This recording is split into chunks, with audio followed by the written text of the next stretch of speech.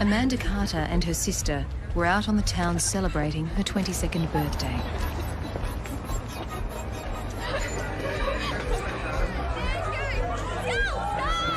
But the cheer would turn to despair when Amanda failed to come home.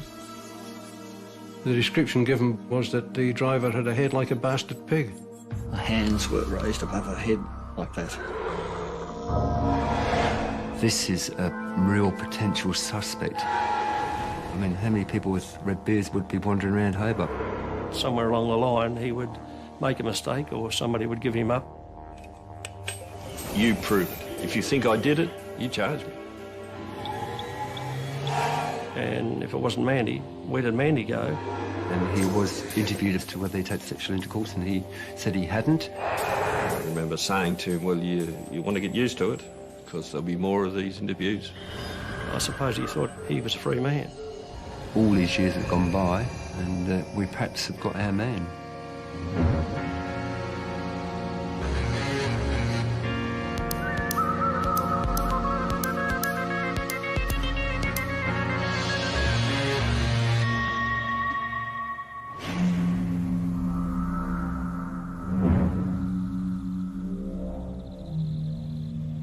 When Amanda Carter disappeared, her killer thought he'd got off scot-free, but he hadn't considered the future. A revolution in forensic science was about to happen, and a team of detectives had a very long memory. Mr. Carter had reported his daughter missing to the police, and they were concerned about her safety, basically, because it wasn't in her nature to not go home of an evening. They told us Mandy and Debbie had gone out on a Saturday night to celebrate Mandy's birthday, which was on that following Monday, that they were a very close-knit family. Mandy, Debbie and Brenton still lived at home. Very nice environment for a young girl to grow up in. A very loving, warm family, and normally we wouldn't be that concerned about somebody aged 21 not arriving home, but they assured us that she regularly came home. We went through her belongings there just to see, for example, if there was any clothing missing, bags missing, bank books missing, which would indicate to us perhaps that she'd run away or wasn't going to come home that night, but there was nothing to indicate that. So the warning bells rang fairly early in the piece, and it didn't seem to be just a normal missing person. Immediately, police started to piece together what they could of Amanda's last movements. Debbie, the sister we spoke to, she told us that they'd been to a number of hotels the night before. They had been enjoying themselves in the evening. They'd had a little bit to drink, and after midnight, when they were down at the Hope and Anchor, Debbie didn't have a very good recollection at all of what she did, who she was with, and where her sister was. A lot of people had talked to her at Mandy Carter, but there was nothing to suggest that she was going to do anything out of the ordinary. Everybody that we spoke to that knew her said that they thought she would go home by taxi, and that was her usual method of getting home. So we started making inquiries with taxi companies just to ascertain as to who was working that night. I was driving cab 99 in and around the Hobart area. It was a rather busy night. I told police that I'd seen a figure hunched up in the doorway of the old CML building at around about 2:45, 3 o'clock in the morning. In fact, a number of taxi drivers reported the same sighting. Nobody could say for sure that was Mandy Carter. A lot of people said it looked like her, and it seemed a logical taxi rank for her to go. However, the times of the sightings varied between 1:30 and 3:30 a.m. But about 3 taxi drivers said that they saw a yellow taxi at the front of the cab stand and in the area where this girl was sitting on the steps. One of the taxi drivers had seen a taxi driver go up to the CML steps and pick up a handbag and throw it into the taxi. This taxi was right in front of him, so he identified that taxi, and it was cab 58. 58's picked up a handbag. That was obviously an avenue of inquiry we wanted to seriously look at because Mandy had a handbag with her. So there was a possibility that this handbag belonged to Mandy Carter. One cab driver even suggested to us that he thought that the girl sitting on the steps actually got into that cab and the cab drove away. Now, if that was the case, we may have Mandy Carter leaving the CML steps, and it was important that we got hold of that taxi driver as soon as possible. Amanda Carter's 22nd birthday dawned. She had been missing for 24 hours. Police began searching Hobart for any sign of her. They were also on the lookout for a yellow cab, number 58. The yellow cab was owned by a fellow called Wayne Hyland. I think it was about the only yellow Falcon on the road at the time as a taxi. And about 5 o'clock, we actually found him out at the airport. So John Blue and I went out there immediately, found Hyland with his cab, and when we opened the boot, we found a handbag in the boot. He told us that he'd found it at the CML steps on the Saturday night, Sunday morning, and he had intended to hand it into the cab office, which he hadn't done. If she's got Mandy's handbag in the car, well, there's a potential that Mandy was in here as well. So he must know something. We thought this is a real potential suspect. Amanda Carter had been missing for 48 hours when police found what they believed was her handbag in the boot of a yellow taxi. That taxi was impounded and the driver, Wayne Hyland, was now being questioned. We spoke to Hyland at the police headquarters. He told us that Saturday night, Sunday morning, he'd been at the GPA. He'd spoken to a female there who has been sitting on the steps and asked her if she wanted a cab. She said she didn't and she was waiting for a friend. He then got back into his cab and drove round to the cab rank in Murray Street outside Myer. He got a fare there out to Windermere.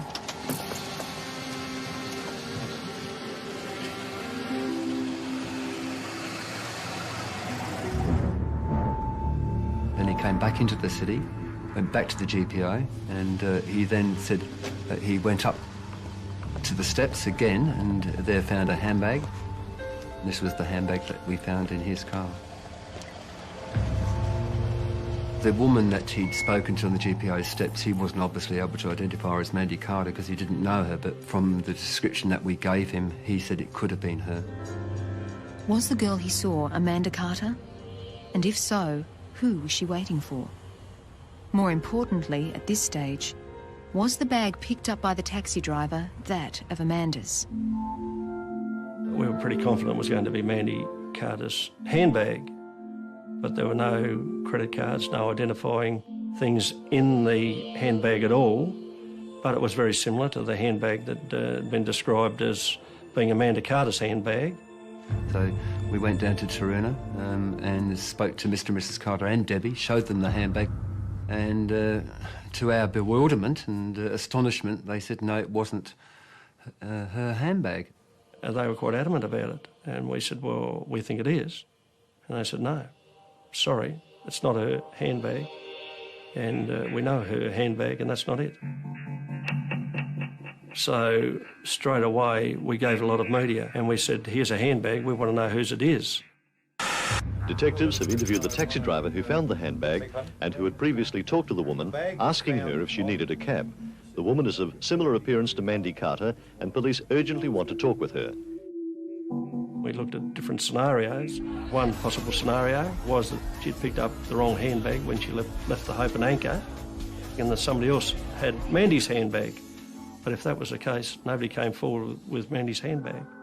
Another scenario was that Mandy Carter wasn't on the CML steps at all, and that it was some other female, and who was she? And if it wasn't Mandy, where did Mandy go after she left the Hope and Anchor?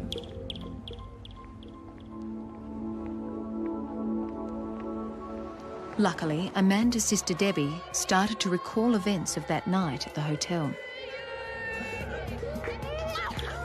Debbie was able to recall that she and Amanda departed from the Hope and Anchor Hotel the early hours of the 27th in company with two male companions. They accompanied these two unknown men up Macquarie Street. We think that they walked separately, Mandy walking with one male and Debbie walking with the other male.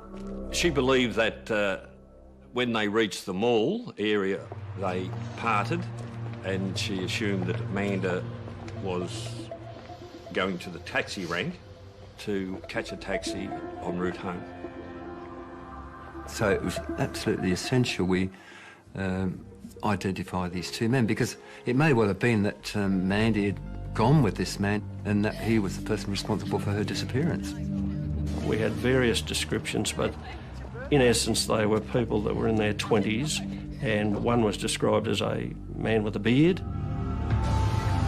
We're very lucky in some sense because one of the guys had a bright red beard.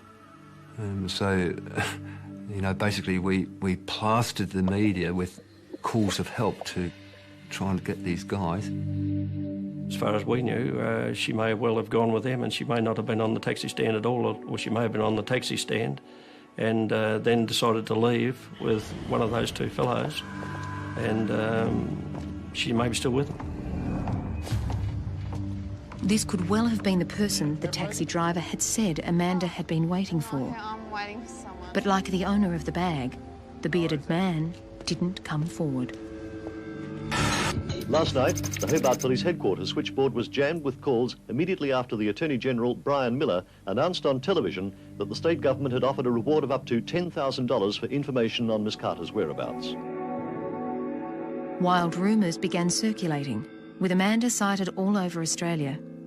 We had a report that she may have gone to Cairns with an ex-boyfriend. There was people saying she was a drug runner. We had reports that she was at Swansea on the east coast of Tasmania in a log truck. She'd gone to Queensland with a bikie gang. We had various clairvoyants ringing up and saying, well, we can tell you where she is, and all these ridiculous propositions that one way or another you've probably got to follow up, because you've got to be in a position to say, yes, that's been followed up and we're satisfied there's nothing in it.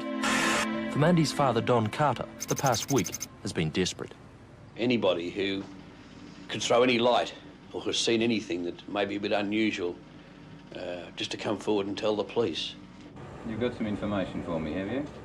After about 6 days of the investigation, we received an anonymous call at police headquarters to say that 3 well-known criminals had left the state on the Sunday afternoon. She went missing on the early hours of Sunday morning, and that they'd left the state and she'd gone with them. And they had left, and they were due to report on bail conditions on the Monday, and on the Monday they didn't report for bail conditions. We thought that that was a real possibility, that perhaps she'd gone with them, that she may have been abducted. Amanda Carter had been missing now for over a week. Police had information she may have been abducted by 3 known fugitives who had fled the state. We received a call from the police in Mackay in North Queensland, and they said those fellows that absconded bail in Tasmania, we've found them in a stolen car in Mackay, and we've got them in custody. I went to Queensland, and after interviewing them all, I was quite satisfied that they weren't involved in the disappearance of the girl. They even admitted committing a crime on the Saturday night that she went missing, and in fact they were terrified that they were looked on as key suspects. Another lead down, and the police were still no closer to finding Amanda Carter or the 2 men last seen with her at the Hope and Anchor Tavern. The 2 mystery men still kept coming up in our inquiry. We had to try and identify them. We just weren't able to. It was just bizarre that this guy with the bright red beard could have slipped away and nobody knew who he was. They were crucial because they were probably the last 2 people to see Mandy and Debbie after they left the Hope and Anchor. We certainly were concerned about it because we thought, well, if they've got nothing to hide, why wouldn't they come forward? As detectives continued their search for these 2 main witnesses, or prime suspects, the results from the forensic examination on the yellow taxi were coming in. At the time it was impounded, police believed the brown bag found in its boot had belonged to Amanda Carter. The taxi was being examined as a missing person case. We were looking for any evidence for Amanda Carter being present in that taxi. I collected a Fanta can on which we were looking for saliva. It was an empty can, so someone had obviously drunk it.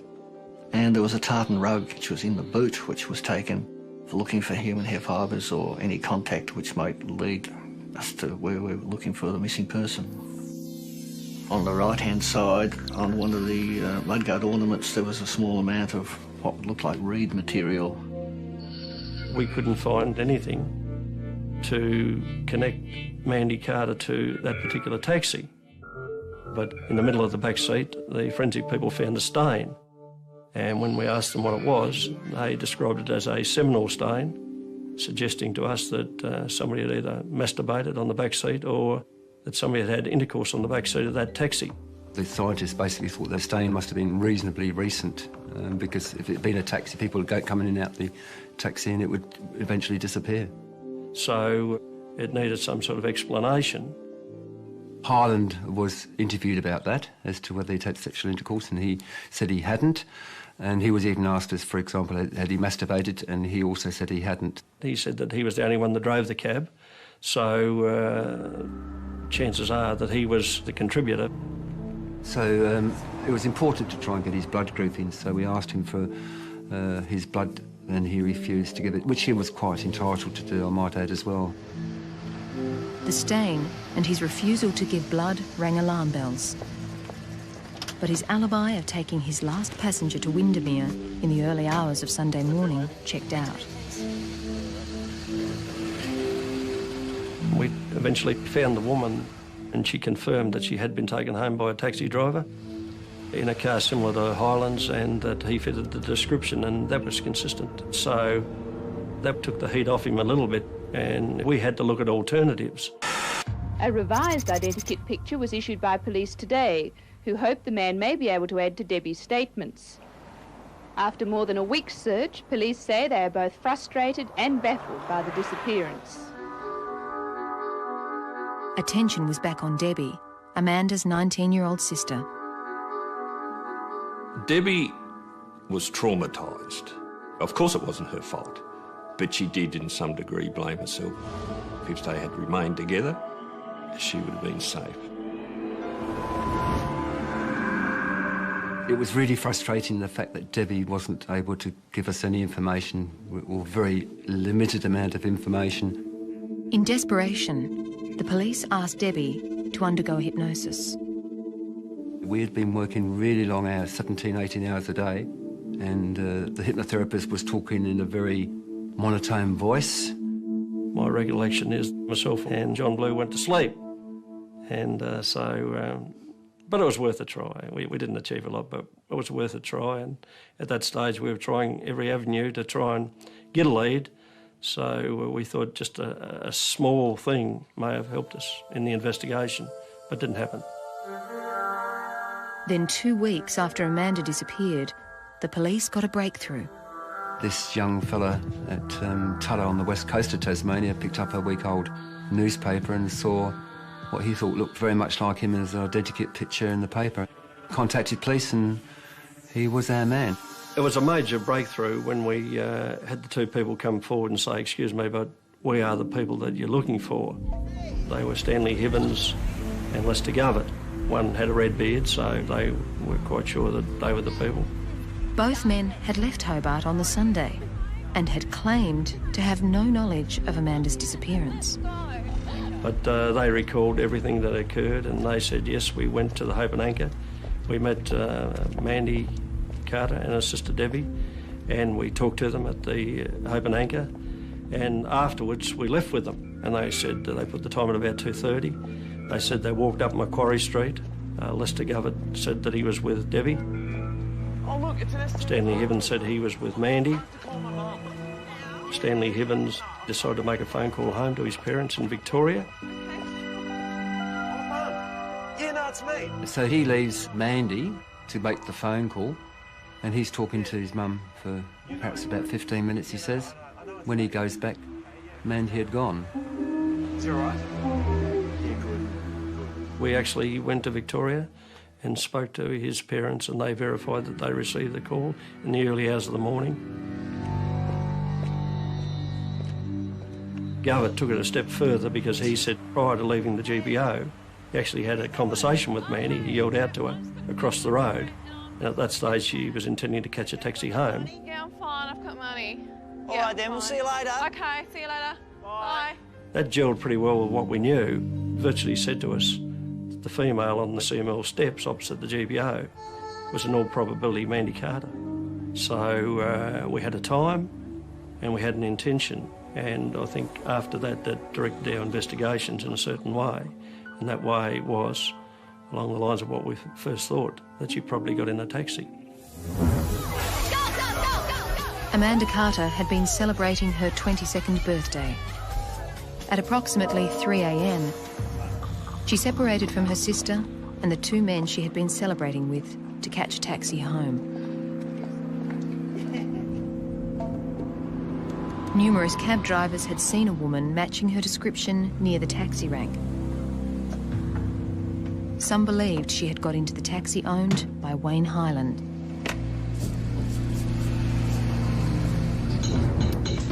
We were aware that Hyland had previous convictions for assault and stealings and burglaries, but nothing of a serious nature. He was basically what I would call a small-time crook, a bit of a sleaze bag. Arrogant, I would call his attitude, an arrogant attitude, and fairly cocky. But the police had nothing to link Hyland to Amanda's disappearance, except a suspicious stain on the back seat of the cab that was now providing some new information. There's a possibility that stain on the back seat of the taxi was just from an act of masturbation, and all you would find would be sperm, but there was a female component. And when you see that, you know you've got a compound stain. The forensic people thought that there were two separate blood groupings in that particular stain. The contributors were a male and a female, so that we deduced from that, and we thought it was reasonable that probably a male and female had intercourse on the back seat of that taxi. But at the time we took samples from the taxi, we didn't have a sample from Amanda, we didn't have a body or anything, so basically there was nothing to do a comparison with.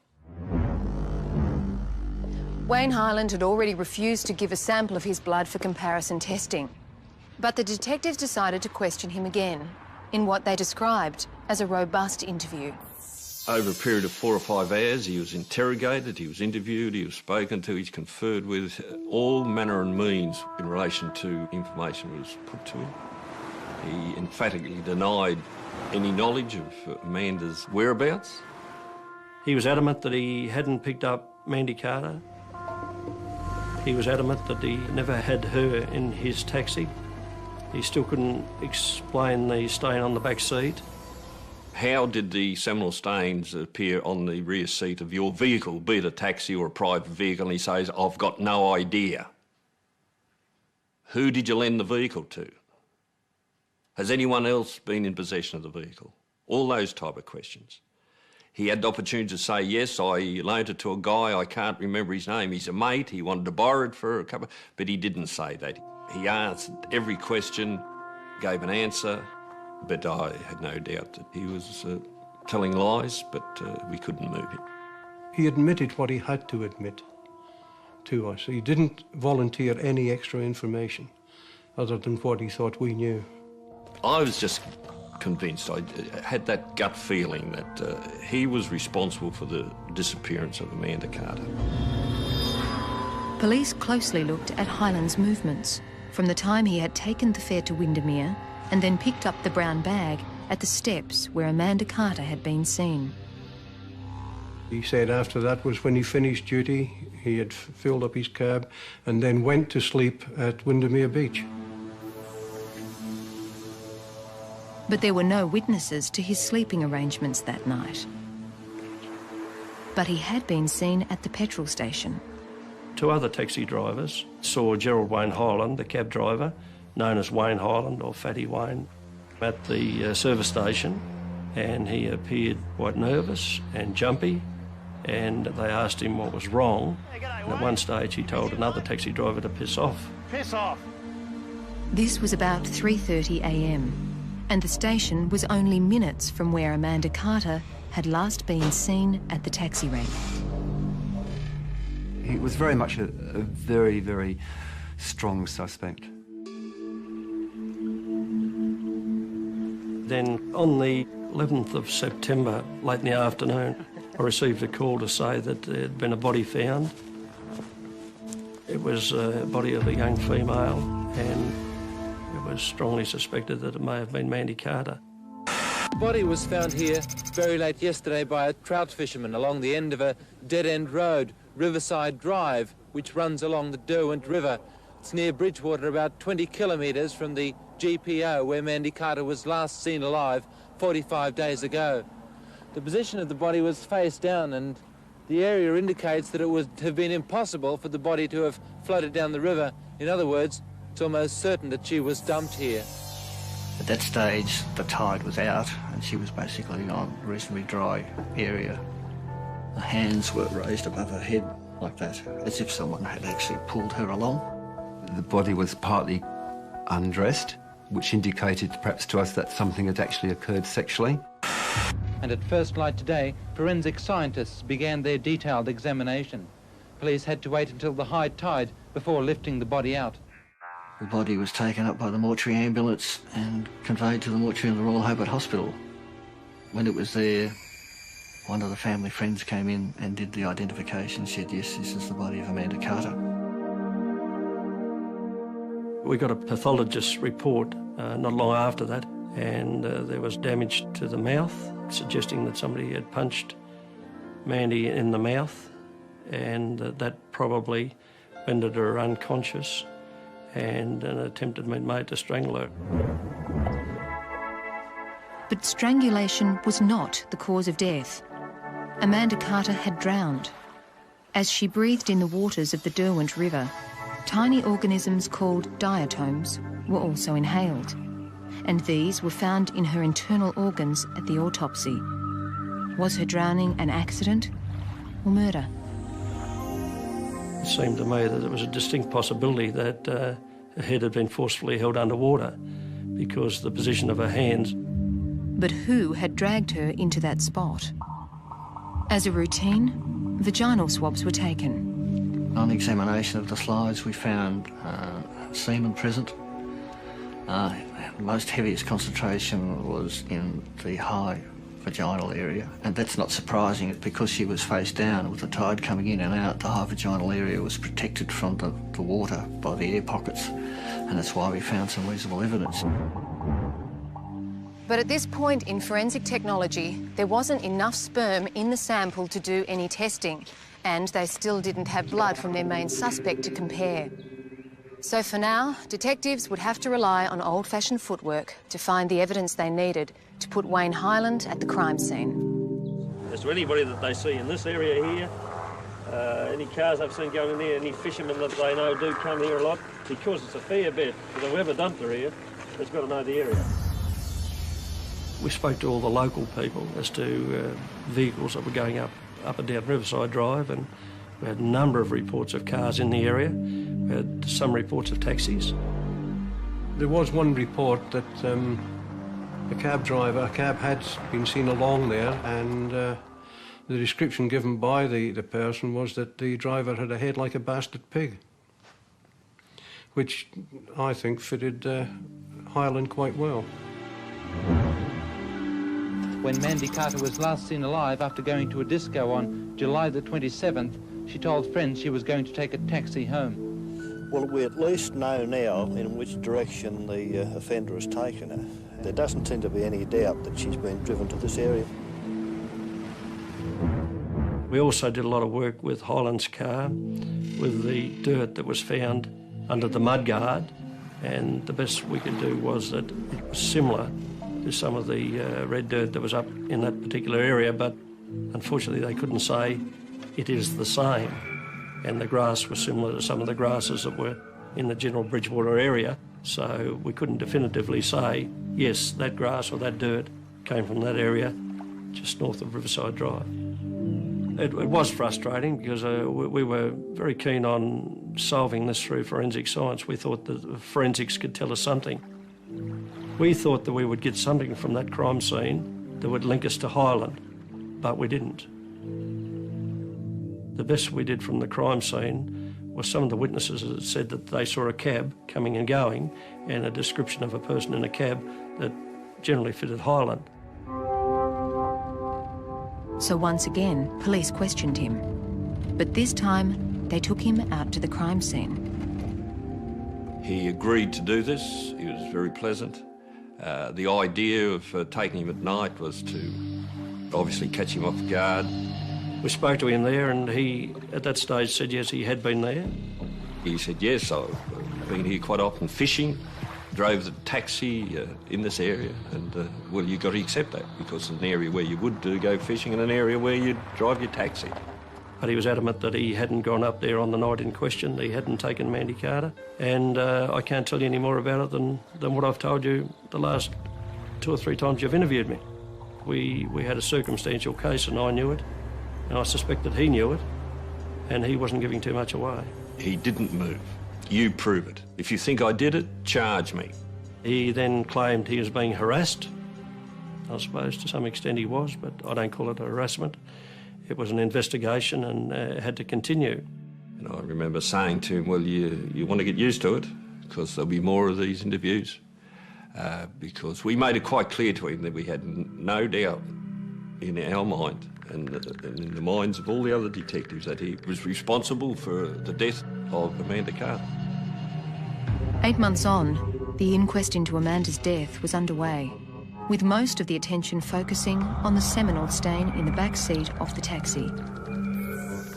The swab from the back seat of the taxi showed both Group A and Group B, but it was very difficult to allocate whether the female component was A and the male component was B, or whether the female component was B and the male component was A. Blood from Amanda's body had been classified as Group A, but the red cells were broken down and the result was suspect. To confirm that the sample result that we got from Amanda Carter was a true A, we then examined the blood from the family.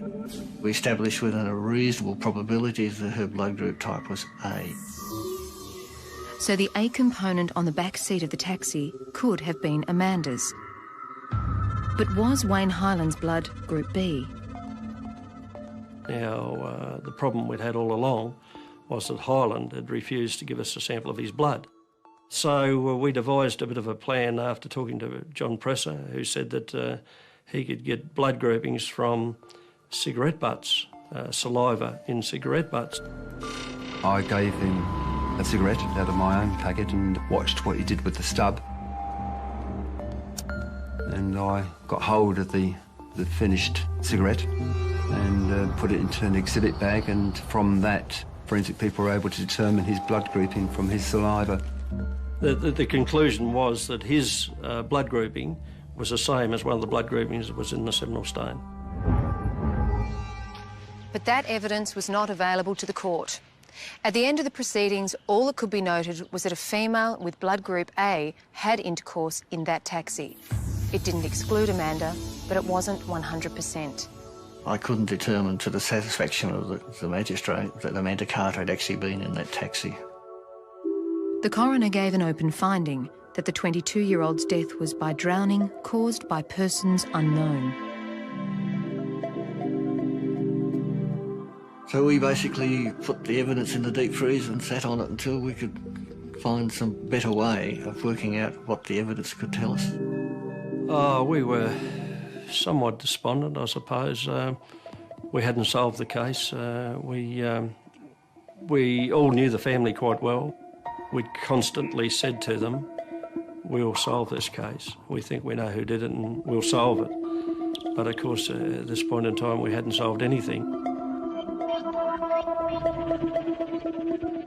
But in 12 years' time, things would be different, and Lupo Prins and his antagonist would meet again. After a night out on the town, celebrating her birthday, Amanda Carter never made it home.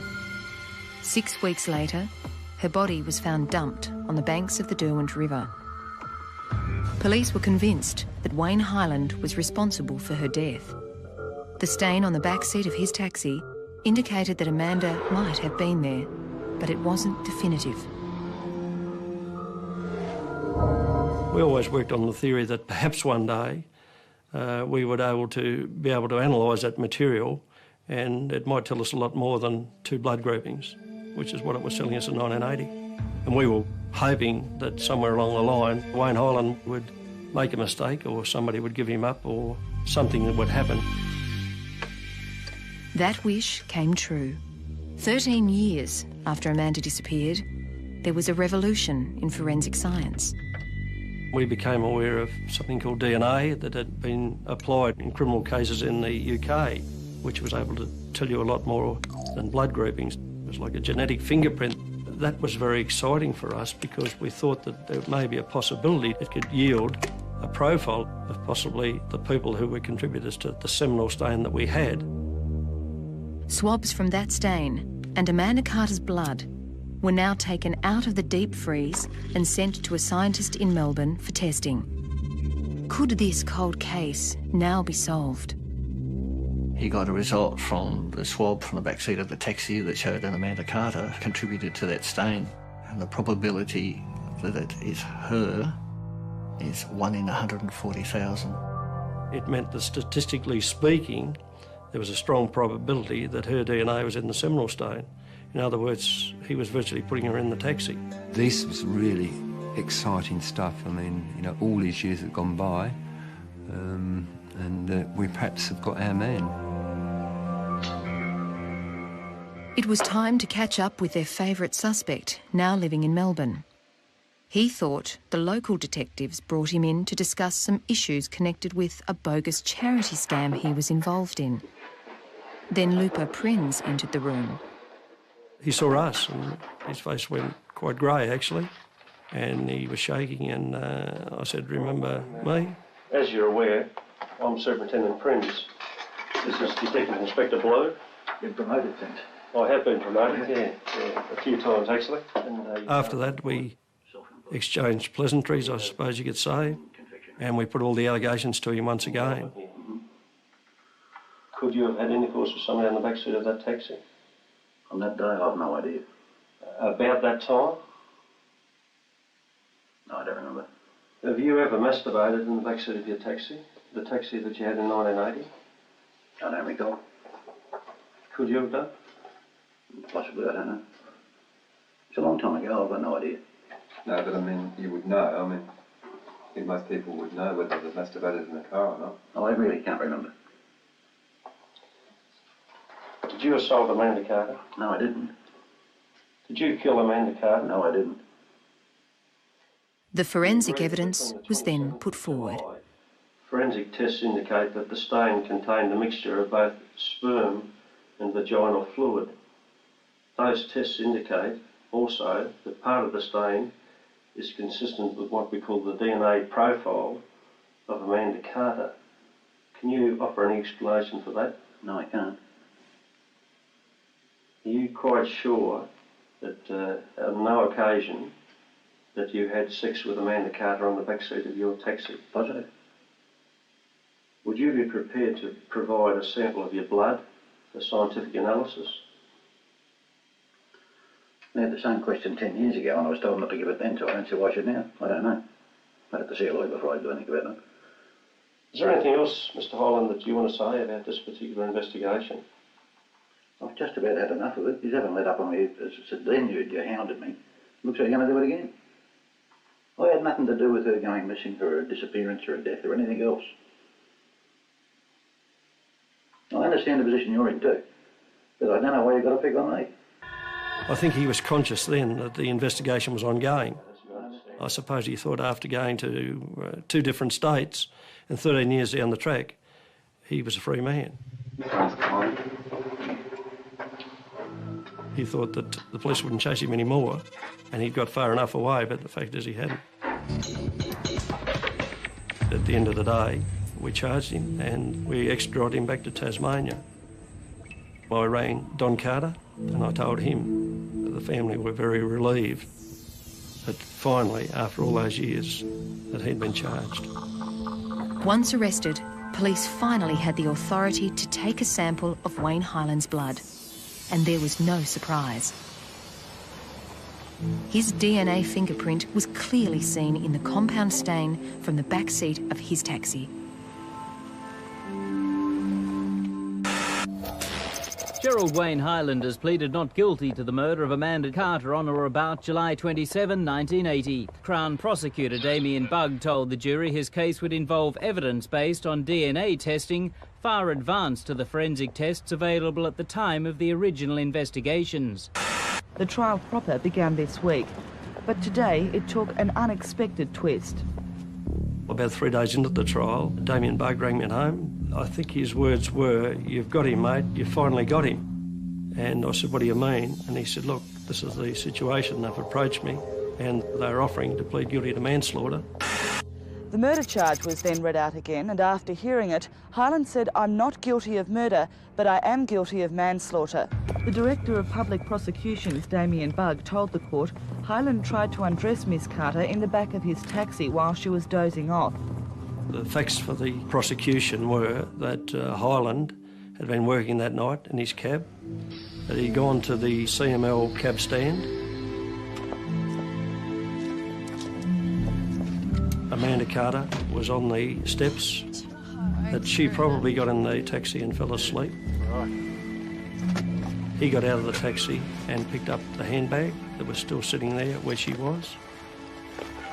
He drove to North Hobart, and that's when he was seen by the other taxi drivers at the service station in North Hobart. Piss off!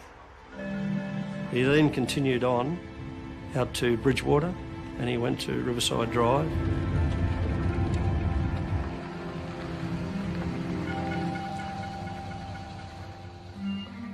He then had sexual intercourse with her against her will. In other words, she was raped on the back seat of that taxi.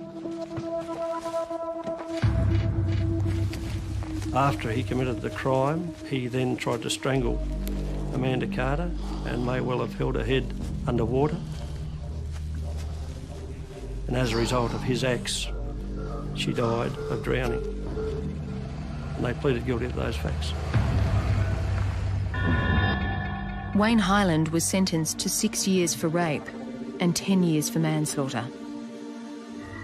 As a detective, when he becomes involved in a case which is so very personal as this one was, it becomes a part of you.